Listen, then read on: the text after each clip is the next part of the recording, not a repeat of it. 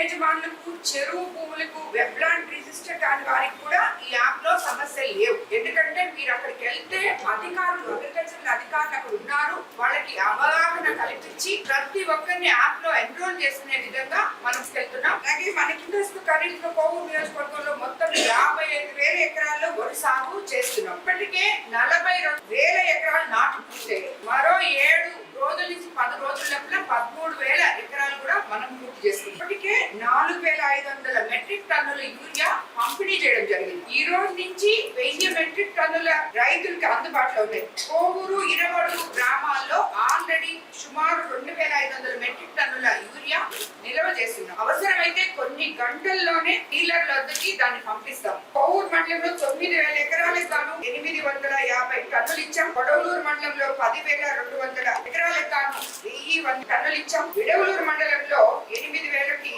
800 ఎకరాలకు గాను 1,000 టన్నులు ఇచ్చాం. ఉచ్చిరెడ్డిపాళెంలో 7,600 ఎకరాలకు గాను 1,350 టన్నులు ఇచ్చాం. అందరికన్నా ఎక్కువగా ఉచ్చిరెడ్డిపాళెంలోనే ఇచ్చున్నాం.